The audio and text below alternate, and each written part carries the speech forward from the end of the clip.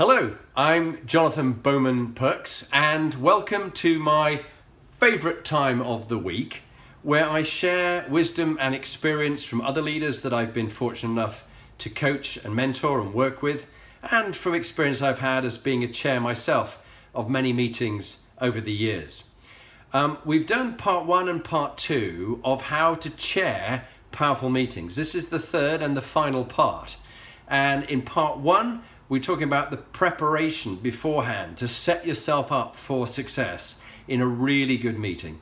Part 2, the bit we did about the meat of the meeting, where you went into agenda item questions and getting people to DAN's ad, decisions, actions, next step, who's accountable, and the delivery deadline, DANSADD.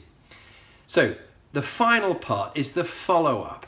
And just as time spent in preparation is never wasted, the follow-up is never wasted. And you can skimp on the follow-up and your meeting dwindles away, dribbles away, and doesn't have the impact it should do, and actions are not taken. So this requires you to have that final bit, keep your stamina going for the end of the meeting and beyond. It's just like when you're racing, I was often taught for that final bit of the finish line in a race, particularly the Cyprus Double Mountain Marathon I did, you envision the finish is about 50 to 100 meters beyond the finish line, and you run through at full pace. The same with your meeting. Don't just dwindle and just scrape across the line. You've got to go through and beyond. So you think you've done the main bulk of the meeting, couple of issues. Sometimes it might take you up to 40 minutes for each strategic issue that you might be dealing with to get to a decision, action, next step, who's accountable, and delivery deadline. But then in the final 10 minutes of the meeting, you must have enough time. You want to do a quick burning issues round. Now, what often happens in meetings is people are upset about certain things, but it hasn't been mentioned in the meeting. So you then find there is a meeting after the meeting where people whinge about your poor chairmanship of the meeting and the things that were not discussed and that they wanted to talk about. So let them explain the burning issues that we haven't had time to discuss in this meeting, but they're really important and we should be addressing them in the next meeting or the meeting afterward. So you just say, who wants to begin? Go to their right, no more than 30 seconds. What is one burning issue that we haven't discussed in this meeting that we need to discuss in the next meeting? The other extra benefit that you have from that is that, don't know about you, but I used to have a system where the meeting finished, sent out the minutes of that, and then I was preparing for the next meeting.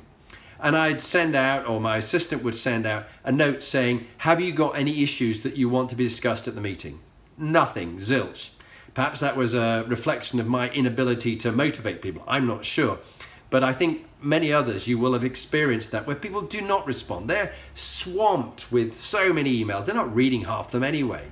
Catch them when they're with you. It's that perfect time, just before they go, and you say, what are the burning issues? That becomes some of your key strategic agenda questions for the next meeting. What's the issue and what's the question? How do you do this? What should we do about that? So burning issues rounds as a question. Get them to design it as a great question, because the quality of their answers and their thinking depends on the quality of their question. Then the other thing that goes on, people have made DAN's ad, decisions, actions, next step, who's accountable, and delivery deadline, and the secretary writes at the minutes and sends it out, and people go, that wasn't what we agreed. So get the secretary before you finish to quickly go through and summarize the key decisions that were made. So go through them, secretary, please. Can you commit, yes, that was what we agreed. You weren't quite sure, that was not at all what you agreed. What would it make to make it a thumbs up? What needs to be added or adjusted to it? Don't get to change the decision, because you know the decision, but it's then and there that people can make sure that all the actions and responsibilities have been captured. Nice wrap up at the end of the meeting, an appreciation round. Again, no more than 30 seconds, what they appreciate and what worked well. Firstly, what worked well about the meeting, and secondly, what do they appreciate about their whole team of colleagues? A quality that they appreciate from what they've seen today. It's very good technique, and it certainly gets people thinking well for the next meeting and looking forward to the next meeting. You begin with what you appreciate and you end with what you appreciate. Meeting's over, you thank them, and you've always, remember, if it's a 40-minute meeting, it starts at 10 past the hour, it finishes at 10 to the hour, because they've got to get down the corridor, up a set of stairs, to another meeting, switch on, maybe be on a video conference on the hour with someone abroad in another country, and you've got to give them that time. Also, that gives you 10 minutes to check with the secretary who've got it all right. You're happy about the minutes? Yes, you get that sent out. Let's have it done by this date. Let me see the draft. I'll sign it off. You send it out to everybody. And it's done. And it's clear. And you're clean. And you can walk on to the next meeting with your mind fresh and ready for the next challenges.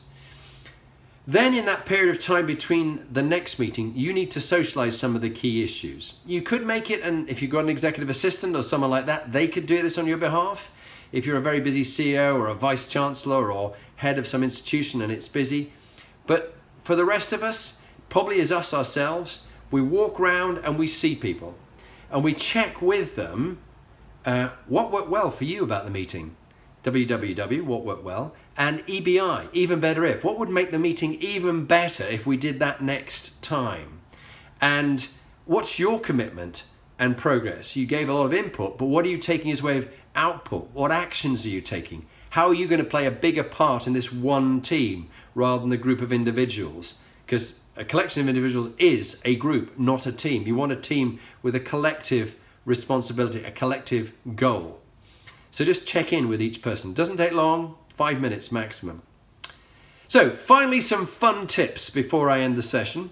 I showed you a picture. This time I've bought the fun tip is the yellow duck. My thanks go to Peter Ebden in Thought Machine. And Peter and his team found that one of the challenges, a high-tech, fast-moving company doing a fabulous job with top banks, designing the platforms for the future of banks. And Thought Machine, with their software engineers, found that the passing on of responsibility from person to person was not working as well as it could. Someone would send an email saying, this is yours. The other person would say, I never got the email a few days later. Or, well, that was my responsibility. You should have sent it to Jane, not to me first. And it just couldn't work smoothly enough. So what they did, Peter and his friends, got a few yellow ducks. This one's from Amazon. I bought it as a bit of a fun thing to make me smile each day.